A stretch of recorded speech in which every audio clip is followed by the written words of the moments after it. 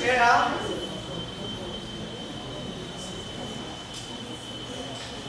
conservação do momento.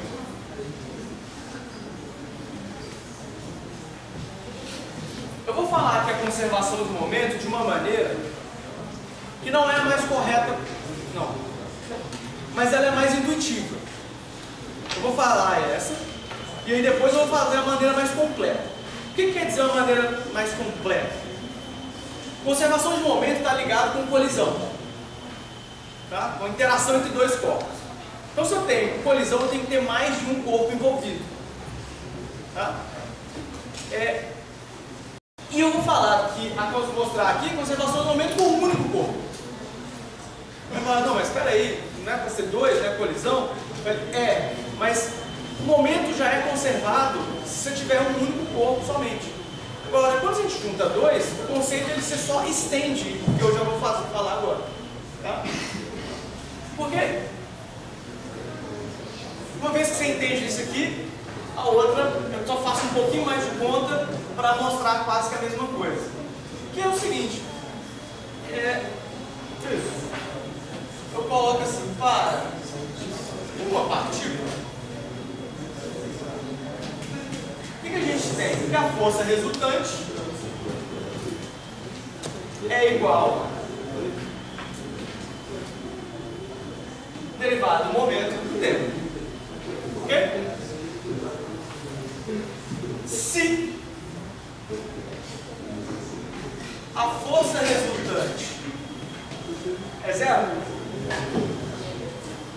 se a força resultante é zero, implica naturalmente que dPdt é zero.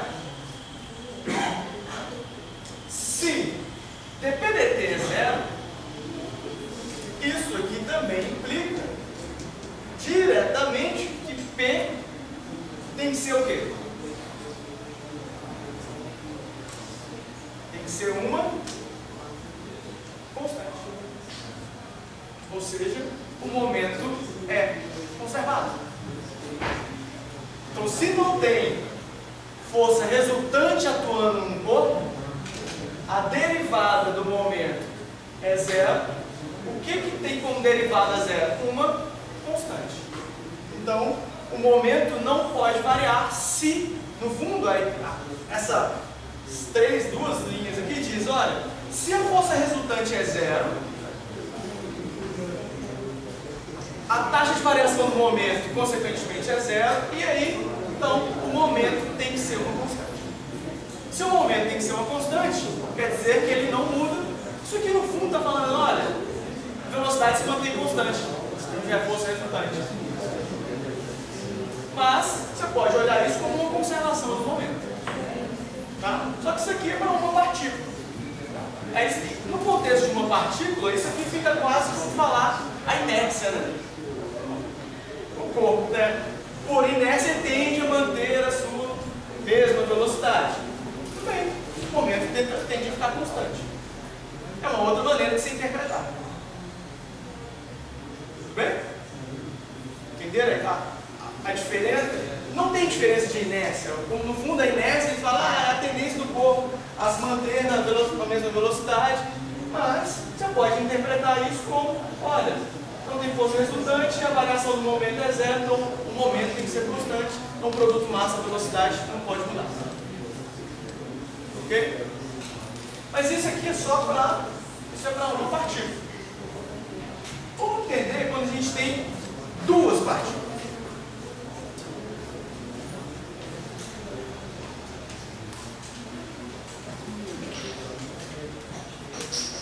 Duas partículas.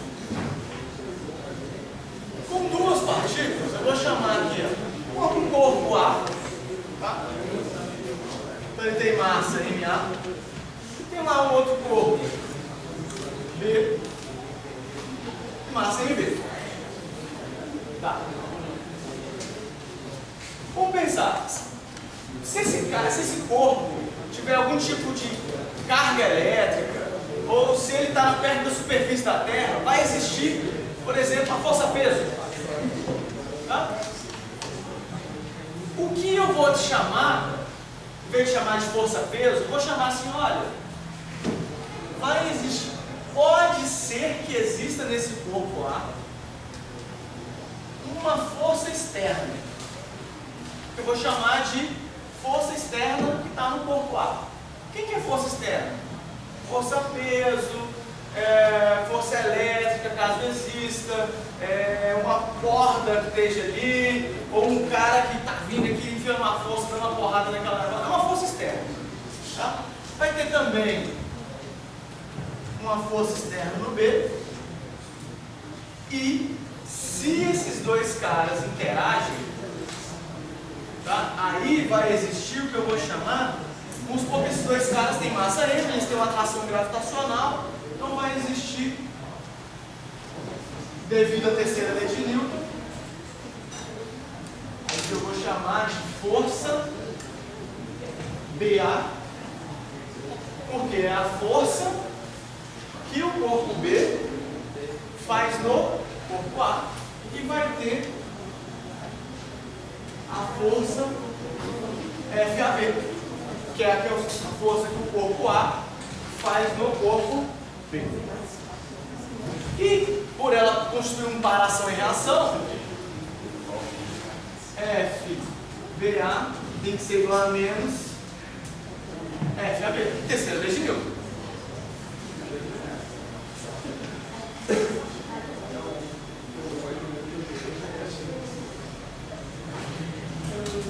Ok? E essas forças, a gente vai dar um nome especial para elas. Eu vou chamar isso aqui de força externa, e essas aqui são as forças internas. Ok? Então só estou dando nomes diferentes, porque eu estou classificando, ó, pode ser qualquer outra força que seja externa a essas duas partículas, eu estou chamando de força externa. E forças de interação entre as partículas, entre essas duas, que é o meu sistema que eu estou olhando, estou chamando de força interna. Ok? Beleza. E essas forças internas satisfazem a terceira lei de Newton. Beleza.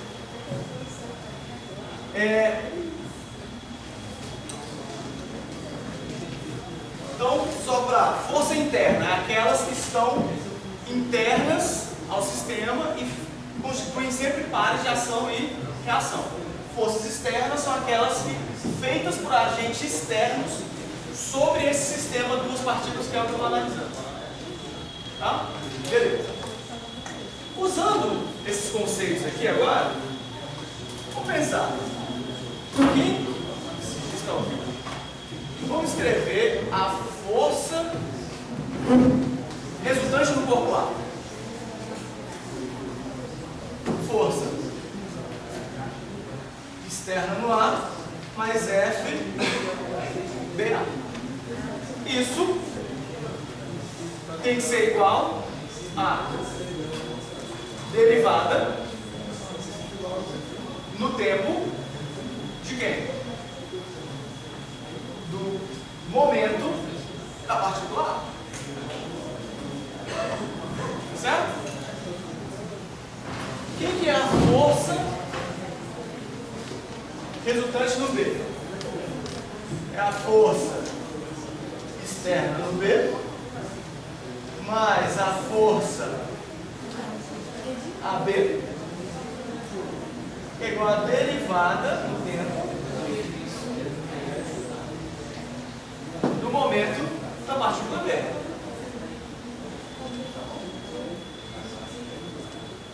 Soma essas duas coisas. Se eu somar essas duas coisas, eu tenho isso mais isso, isso mais isso. Só que FBA, posso, para deixar bem claro, olha, FBA mais FAB tem que dar quanto dessa equação? 0. Então, quando eu somo essas duas forças, essa soma aqui dá 0, e eu acabo tendo do lado de cá, ó, a força externa no A mais a força externa no B é igual a derivada no tempo da soma dos... que a derivada do tempo é igual para as duas. Então eu posso botar em evidência na soma do momento do A mais do momento do B. Correto? Se eu fizer a força externa no sistema igual a 0, o que acontece? Se isso é 0, isso é 0. Quer dizer que a derivada do tempo do momento total é igual a 0. Consequentemente, o momento total do sistema tem que ser uma constante. Certo? Então, se força externa em A é igual a força externa em B, que é igual a 0, ou seja, duas forças anulas, o momento total, vou escrever aqui, não ficou apertado, né?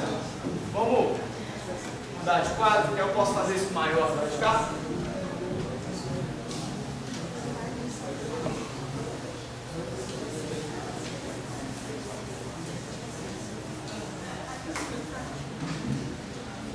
Então vou repetir, força externa no A mais a força externa no B é igual a ddt, o momento no A mais o momento de B. Só repetir o que está lá. Se as forças externas é igual a 0, implica que a derivada no tempo do momento no A, do A mais o momento do corpo B tem que ser igual a 0, logo PA mais PB, ou seja, a soma do momento, que eu vou chamar agora, carinhosamente, de botar assim, momento total do sistema. Se eu tenho dois corpos, então eu tenho o momento A mais o momento do B. Então, isso eu vou chamar de momento total. Então, isso vai ter que ser igual a uma constante. Ou seja, o momento vai ser conservado antes e depois da colisão. Tá? Aí,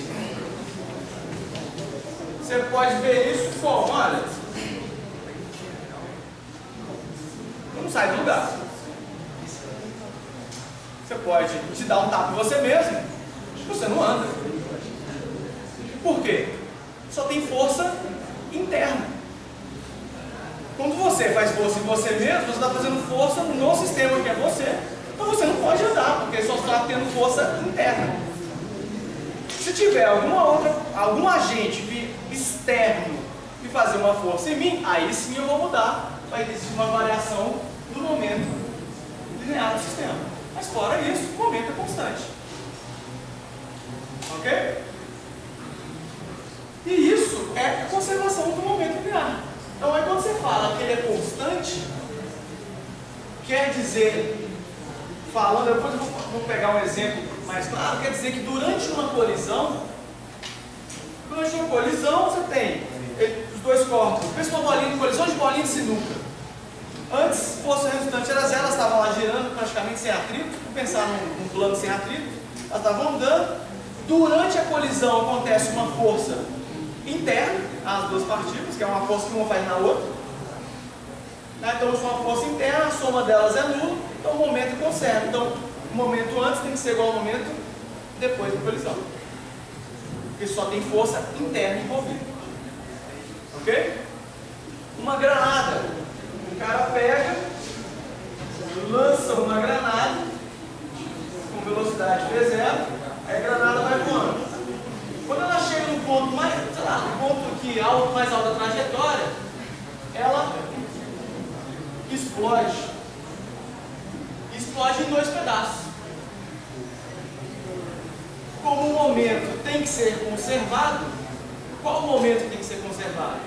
O momento total. Então, depois da colisão, pode ser que um pedaço desse aqui, ó, vá para cá. Se essa vai subir, sei lá, pegou uma força interna lá que jogou um pedaço para cima. Então esse pedaço aqui que eu vou rachurar aí, vai fazer isso. Tá? É um lançamento de projeto. Para conservar o momento, esse outro aqui tem que vir para de cá. Aí faz um negócio para cá. E a trajetória do centro de massa continua. E o centro de massa era quando tudo estava junto, né? Eu vou falar de centro de massa ainda, mas o que é o centro de massa? É quando tudo está junto. É a massa total do sistema. Aí você pega aqui, ela explodiu, puf, aí um foi para lá, outro foi para cá. Mas, se ele não tivesse explodido, qual era o movimento que ele ia fazer? Uma parada. A soma dos pedaços tem que dar a mesma parada. É assim que você determina quando um fragmento, a partir dos fragmentos de uma explosão, você consegue determinar qual foi a energia, por exemplo, da explosão. Vamos ver se você sabe onde é que eles caíram, sabendo onde é que eles caíram, você consegue reconstruir onde ele explodiu, a altura que ele explodiu, você sabe a energia cinética que foi liberada, ou a energia da explosão que foi liberada. Só um exemplo de aplicação disso. Tá? E isso aqui, em geral, a gente chama de a trajetória do centro de massa. Isso aqui seria a trajetória do corpo do pedaço 1, a trajetória do pedaço 2. Claro que eu vou fazer um exemplo com coisas mais simples, fazer uma colisão explodindo. Puf! Explode nos 2 pedaços, para cada lado, só fica mais fácil. Mas a gente vai fazer um exemplo desse. Tá bom.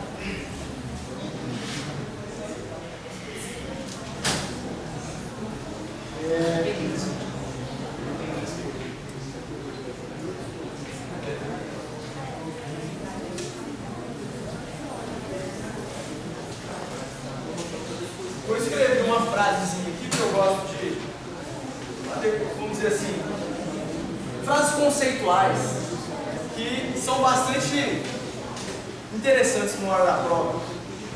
Né?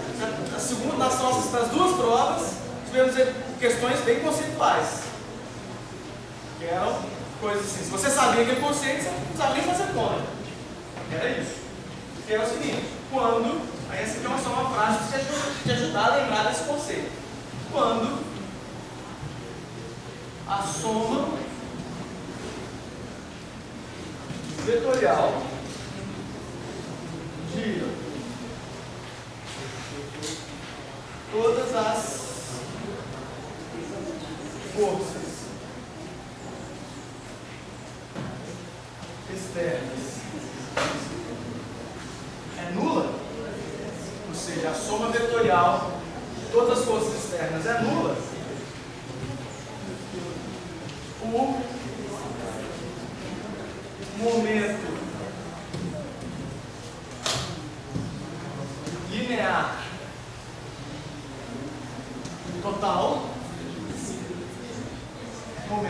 total, é constante. Tá certo? O momento linear total vai ser constante.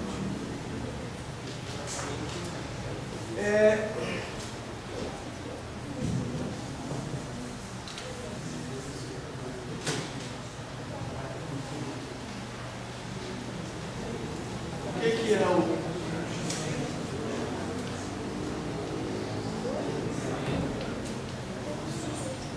após a definição do momento linear total, de maneira bem genérica,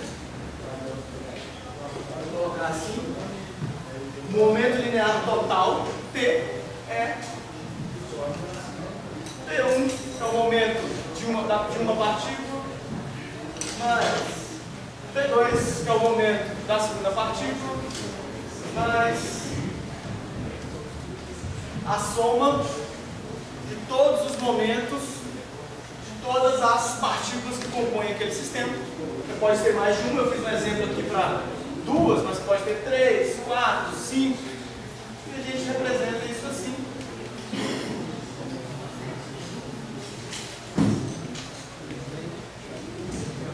É a soma de todos os momentos das partículas daquele sistema. Tá?